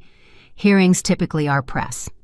Financial analysts, several board members in the gallery, a contingent of creditors' attorneys arranged along the far table with the organized intensity of people who have been waiting for this specific morning and intend to make thorough use of it. Jonathan Graves was there. He sat at a separate table, not with the creditors' attorneys, not with the press, but in the specific position of a party who has a distinct and independent interest in the proceedings. He had 1 associate with him and a document portfolio that was, Grant noticed, considerably thicker than anything else on any table in the room. Vivian was not present. Grant had not expected her to be. She was in Geneva or somewhere else he did not know exactly where, which was itself a new experience, the not knowing the location of someone who had shared his life for 11 years. He found that he did not resent her absence. He would have had no idea what to do with her presence. Judge Whitmore opened at 9:02 a.m. and ran the room the way Marcus had said she would, without decoration, without tolerance for delay, with the sharp focus of someone who considers every minute of courtroom time a resource to be used accurately. The creditor's lead attorney, a woman named Susan Park, presented the debt acceleration argument with precision, and some relish, the particular relish of someone who has a clean case and knows it. The acceleration clause was valid, the amount was documented, the lenders were entitled to call the debt. There was, she said, no credible path to restructuring given Sterling Vector's current asset position, and the uncertainty still hanging over its licensing infrastructure, even after the trust's confirmation. Marcus made his restructuring argument. It was a good argument, thoroughly prepared, honestly presented the best possible version of a difficult case. He outlined a reorganization plan, proposed a debt repayment schedule, argued for the value of the remaining operational assets. He spoke for 27 minutes. When he finished, Judge Whitmore looked at him for a moment. Then she said, "Mr. Hale, the reorganization plan is premised on the continued viability of Sterling Vector's core technology platform. Am I correct?" "That's correct, Your Honor." "Mr. Graves," the judge said, turning, I understand you have a matter to raise regarding that technology platform. Jonathan Graves stood up. Grant looked at him. Marcus looked at him. The room looked at him. Thank you, Your Honor, Jonathan said. He was calm in the specific way that people are calm when they have been waiting a long time for a specific moment, and it has finally arrived. I'd like to introduce into evidence a provision from the original 2019 licensing agreement between Pacific Gateway Infrastructure, a wholly owned subsidiary of Ashbourne Global Infrastructure Trust, and Sterling Vector, LLC. Specifically, Exhibit 14, Clause 9.4c, the patent reversion provision. He placed the document on the evidence table. Judge Whitmore received it, read it again, looked up. Mr. Hale, she said, were you aware of this provision? Marcus stood. We became aware of it 29 days ago, Your Honor. We have been in consultation with opposing counsel. The provision stipulates, Judge Whitmore said not unkindly, but with the directness of someone who is going to say what is in the document, regardless of how anyone in the room feels about it, that upon the formal initiation of insolvency proceedings involving Sterling Vector, the core logistics AI patents listed in Appendix B, items 1 through 47, revert automatically and without compensation to the Ashbourne Global Infrastructure Trust. That is our reading as well, Your Honor, Jonathan said. Susan Park, the creditor's attorney, had gone very still. She was reading her own copy of the provision with the expression of someone who has just discovered a significant variable in a calculation she thought she had already completed. If the patents revert, she said, and her voice had a new quality in it. Not panic. She was too experienced for panic, but the focused recalibration of someone who is fast adapting to new information. Then the core asset value underpinning the restructuring plan is no longer part of Sterling Vector's estate, Jonathan said. Correct. The room absorbed that. Grant sat at his table and absorbed it too. He had known this was coming. Marcus had told him, and he had spent 29 days knowing it was coming, but knowing something is coming, and sitting in a courtroom while it arrives are two experiences that turn out to have very little in common. He had built those patents. Not alone, he had a team, a brilliant one, and he would be the first to say so. But he had funded them, driven them, made the decisions that had turned a logistics algorithm into the foundational IP of a $9 billion company.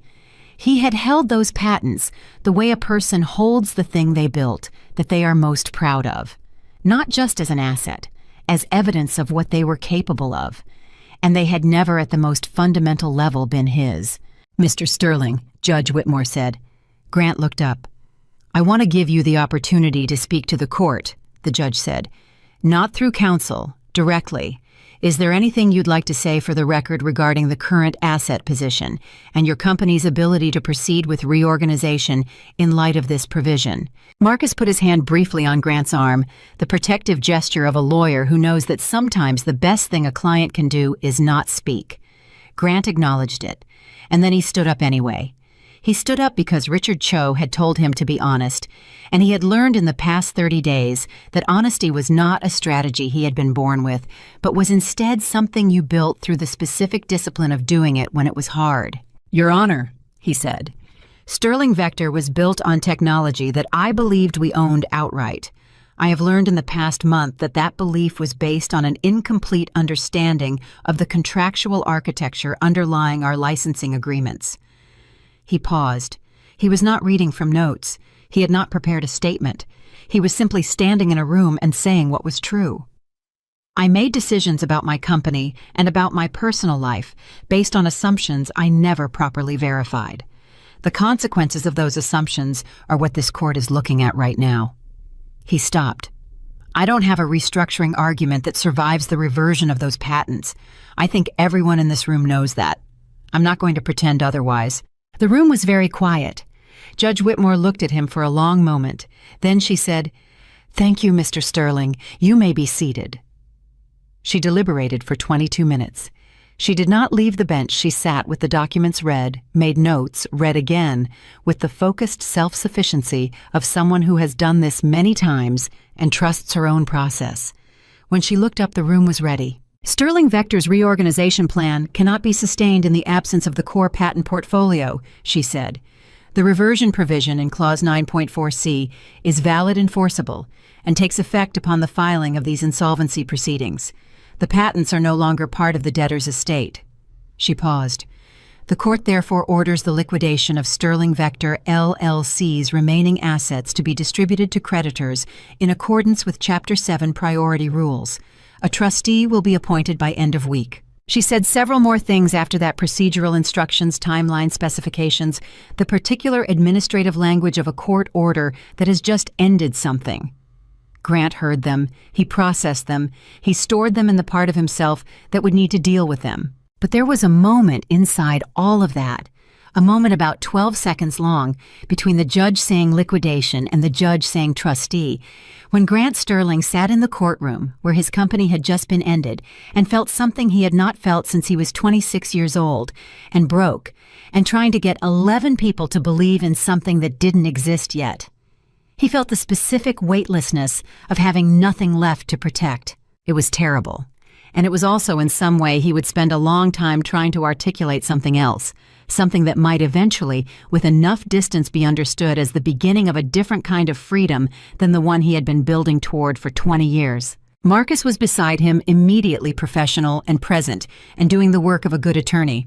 Paperwork was assembled. The courtroom began to move with the purposeful energy of proceedings that have reached their conclusion. Grant looked across the room. Jonathan Graves was gathering his documents with the same unhurried competence he always had.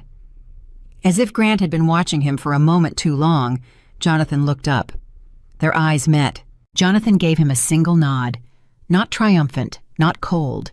The nod of a man who has completed a job he was given to do and is acknowledging the person on the other side of it with the respect that people who have been genuinely in the arena with each other sometimes exchange when it's over.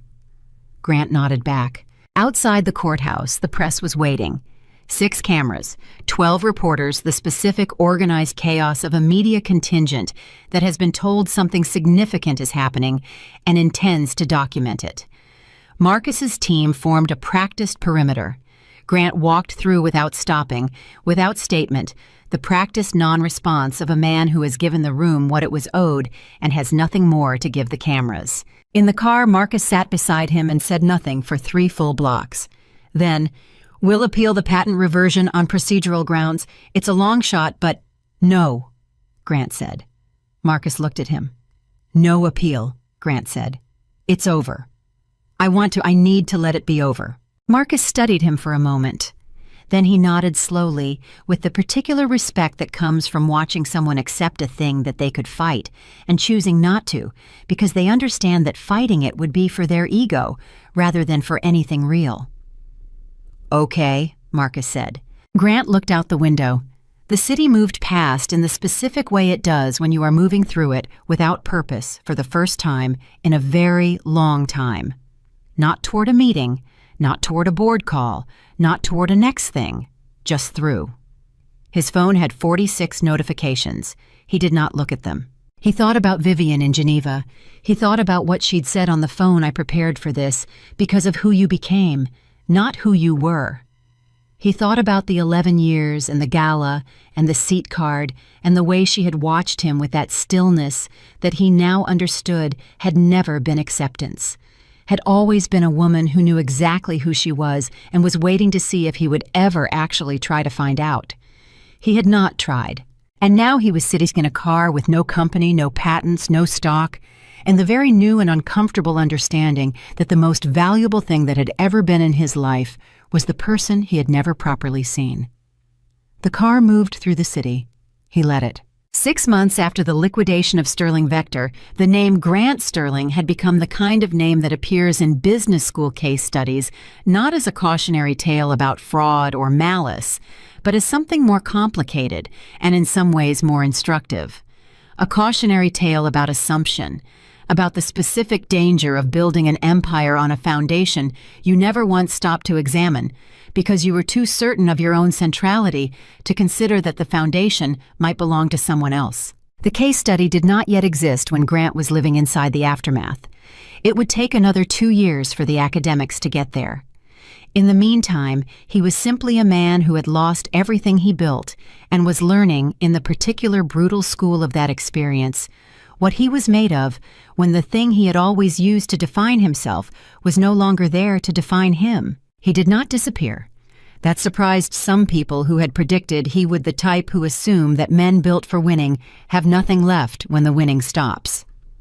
Grant Sterling turned out to be more durable than that, though durable in a quieter register than anyone who had known him before would have predicted. He moved out of the Manhattan apartment 2 weeks after the hearing.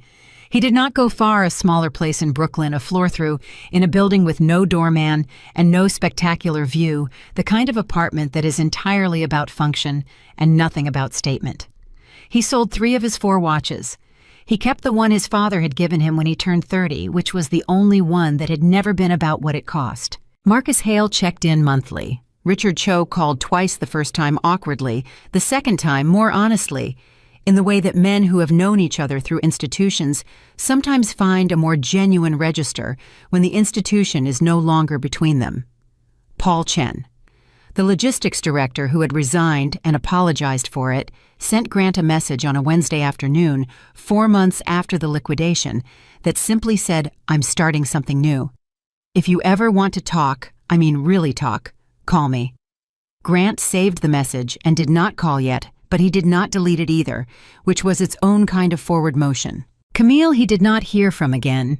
He thought about her sometimes not with bitterness, not with the particular narrative rewriting that people do when they need a villain to organize the story of their own suffering. He thought about her the way you think about a choice you made that came from a real feeling, but was expressed in a way that cost too much.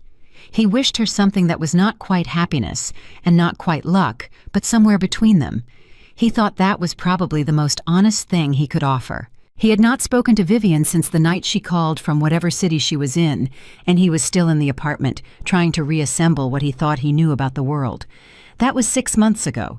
6 months of silence between 2 people who had shared 11 years, which is its own particular mathematics, the ratio of silence to shared time so asymmetrical that it sits with you even when you are trying to think about something else. Eleanor Marsh called him. That surprised him most of all. She called on a Thursday afternoon, 74 days after the liquidation hearing, and she said, "Grant, it's Eleanor. Don't hang up." He had not been planning to hang up. "Eleanor," he said. "I'm calling on my own behalf," she said immediately, which told him she had anticipated his first question. "Not Vivian's. She doesn't know I'm calling. I want to be clear about that." "Okay," he said. "I've known you for 11 years, Eleanor said. "Not well. Vivian was always the connection. But enough." A pause. "I saw you in that courtroom. I was in the gallery. You didn't see me." He hadn't known. "Why were you there?" "Because I needed to see what you were going to do when you had nothing left to protect," Eleanor said. "People show you who they really are in rooms like that one. I wanted to see." "And," he said. "And," Eleanor said carefully, "I think you might have been a better man than you allowed yourself to be for a long time. I think the certainty got in the way. The momentum of being Grant Sterling got in the way of you actually being able to see anything that wasn't moving toward your next objective." She paused. "I'm not saying this to be cruel." "I know," he said. "She's building something," Eleanor said. "Something significant. I think you should know that. Not because it affects you, it doesn't not anymore, but because you spent 11 years next to a woman you didn't fully see, and I think part of your healing, if I can use that word without you wincing—" "You can use it," he said. "Part of your healing is understanding what was actually there," Eleanor said. "What you actually had. Not to mourn it in a way that keeps you stuck, but to understand it accurately so you can make different choices going forward." Grant sat with that for a moment. "What is she building?" he said. "She'll announce it herself," Eleanor said. "Soon. You'll see it." A pause. "How are you, Grant, actually?" He thought about what Vivian had said to Camille on the phone 6 months ago. "Ask me again in 6 months." He thought about honesty and how much he had learned to do it and how much he still had to learn. "I'm starting to understand some things," he said. "I don't know if that counts as good." "It counts," Eleanor said. "It absolutely counts." She said goodbye. He put the phone down and sat in the Brooklyn apartment in the particular quiet of a man who was being seen belatedly by people who had watched him not see himself for a long time. 3 weeks later, Vivian made her announcement. She did not do it quietly. She had never done things quietly. She had simply done them without announcing them, which is a different thing. But this, she announced. This, she put in front of the world with the full weight of the Ashbourne name and the full clarity of a woman who has arrived at a moment she has been building toward and has decided it deserves to be seen. Ashbourne Horizon. A global infrastructure and logistics platform, not a company exactly, and not a trust, but something between them. A hybrid entity that the financial press spent 3 days trying to categorize before mostly settling on unprecedented. It integrated AI-driven supply chain management, climate-adaptive infrastructure protocols, and a financial guarantee mechanism that allowed mid-sized logistics companies in developing markets to access Ashbourne's infrastructure at reduced cost. The 47 patents that had reverted from Sterling Vector's estate were its technological foundation re-engineered, expanded, and integrated into a system that was by every technical assessment significantly more sophisticated than what Sterling Vector had ever deployed. The announcement event was held in Geneva, not a gala. Vivian had, it seemed, made a permanent decision about galas. It was a working conference, 400 people presentations, panels, the specific intellectual energy of a room where people have gathered because they genuinely want to understand something new rather than to be seen understanding it. Vivian spoke for 41 minutes. Eleanor watched from the third row. Jonathan Graves was near the back. Her brother Marcus Ashbourne, 48 years old, quiet, in the way that certain enormously powerful people are quiet, as if they have so much they don't need to prove, sat to her left. She spoke without notes, which she had always been able to do when the subject was something she knew completely. She talked about infrastructure, not abstractly, but specifically the way it actually works, and what it actually costs when it doesn't. The real human cost measured in delayed medical shipments and food supply disruptions, and the particular economic fragility of communities that depend on systems owned by people who have never visited them. She talked about the Ashbourne family's 70-year history of infrastructure investment and what it had taught her about the difference between building something to own it and building something to sustain it. She talked about Ashbourne Horizon's first 12 partners, which were drawn from 11 countries and represented a collective logistics infrastructure serving 400 million people. And then she said the sentence that ended up in every piece of coverage that got quoted in the Financial Journal and the Times and 11 international equivalents that became in a very short time the thing people cited when they talked about Vivian Ashbourne. Loyalty without dignity is not love, it is erasure, and a woman who has been erased is not gone. She is waiting, she is learning, and when she is ready, she builds something that cannot be ignored. The room was silent for a beat.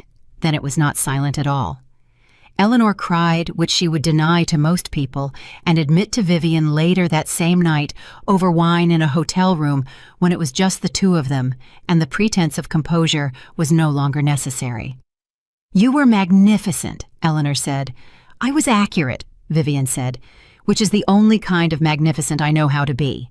Eleanor laughed. Then she said, "Grant watched the live stream." Vivian stilled slightly, set down her wine glass, looked at Eleanor with the measured attention she brought to information that required her full presence. "You talked to him." 3 weeks ago, Eleanor said. "I told you I was calling on my own behalf." "You did tell me that," Vivian agreed. She picked her glass back up, took a sip. "How was he?" "Starting to understand things," Eleanor said. "His words."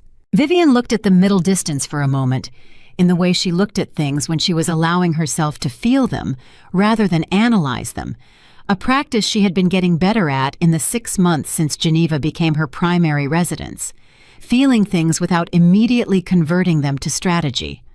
It was harder than it looked. "Good," she said, quietly, and she meant it. "Do you want to see him?" Eleanor asked, directly, because Eleanor was incapable of being indirect about things she considered important. Vivian thought about it honestly, which is to say, she thought about it without arriving at the answer she thought she was supposed to have. She thought about 11 years. She thought about the gala and the conference room and the phone call and the courtroom she had not attended because attending would have been about something other than what was right. She thought about the man she had married at 32, who had been in the beginning something real and good, before momentum and certainty had built up around him like a shell he stopped being able to see past. "No," she said. "Not now. Maybe not ever. That's not where my energy belongs anymore." She paused. "But I hope he's okay. I mean that." "I know you do," Eleanor said. What happened over the following months was reported in the financial press as a business story because the financial press has a limited vocabulary for things that are also human stories. The business story was this: Ashbourne Horizon launched its first operational network in April, connecting 14 logistics partners across East Africa, Southeast Asia, and Central America. It processed its first $1 billion in coordinated supply chain transactions by June. By August, it had been named by 3 separate infrastructure analysts as the most significant new entrant to the global logistics space in a decade. The human story was different and was not reported anywhere because human stories rarely are. The human story was Vivian Ashbourne sitting in her office in Geneva on a Wednesday morning in May, reading the first operational report from the East African network, a report that included a line she had specifically asked to be included, a metric her team had initially considered irrelevant: the number of female-owned logistics businesses that had accessed the Ashbourne Horizon infrastructure guarantee in the first 30 days. The number was 43. 43 women who had been told by banks and by investors, and by the specific accumulated weight of systems not built for them, that they were too small, too uncertain, too much of a risk, who had now, through the Ashbourne Horizon guarantee mechanism, accessed the infrastructure that made them viable. She read that line, read it again, and felt something in her chest that was warm and definite and did not require any analysis at all. She had started the foundation 2 months before the Horizon launch. Eleanor had helped her structure it. Jonathan had helped with the legal architecture. She had named it quietly, without press, without announcement, the Vivian Ashbourne Foundation for Economic Independence. Its first program provided emergency financial and legal support for women in marriages or relationships characterized by economic control. Women who had been made to feel that their safety and their survival depended on staying in something that was diminishing them because leaving seemed financially impossible. She knew what that felt like. She had been insulated from it by the Ashbourne name and the resources she had not used for 11 years, precisely because she had been determined to stand on her own within the marriage she had chosen. But she knew what it felt like to be offered $10 million to disappear by a man who believed that was all you were worth. She knew what it felt like to be seated at table 12. And she had decided, with the same clarity and patience she brought to everything, that knowing what something felt like meant you had a specific obligation to the people who were living it without the resources to navigate their way out. The foundation's first-year budget was $40 million.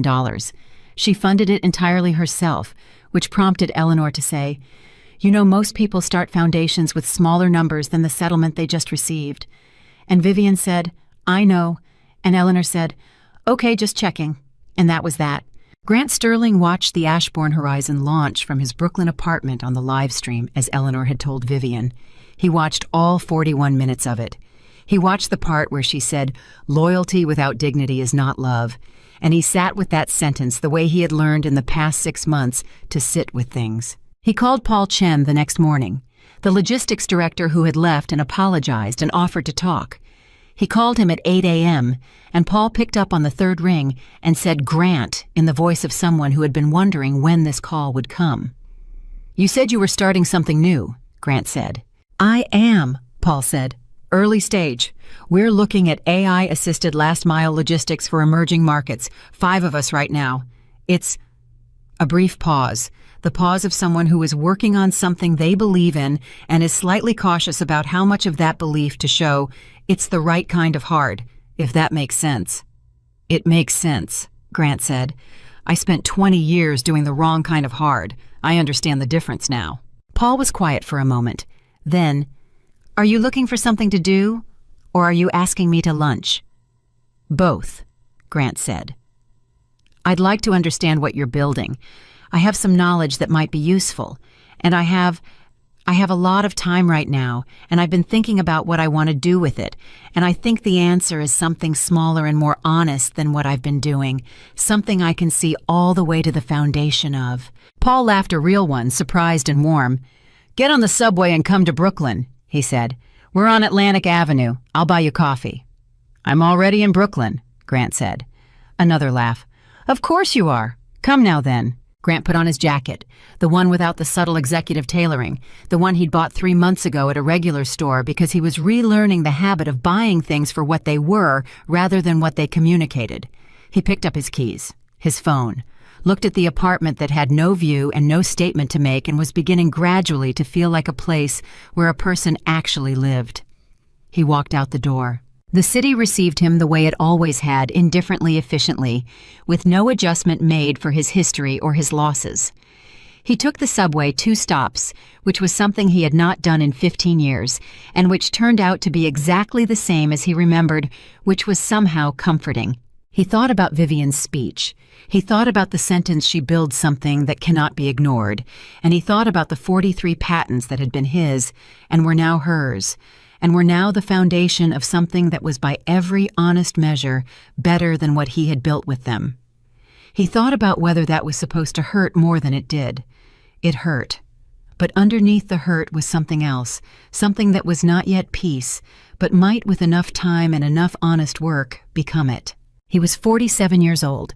He had built one empire by moving fast and certain and never questioning the ground beneath him.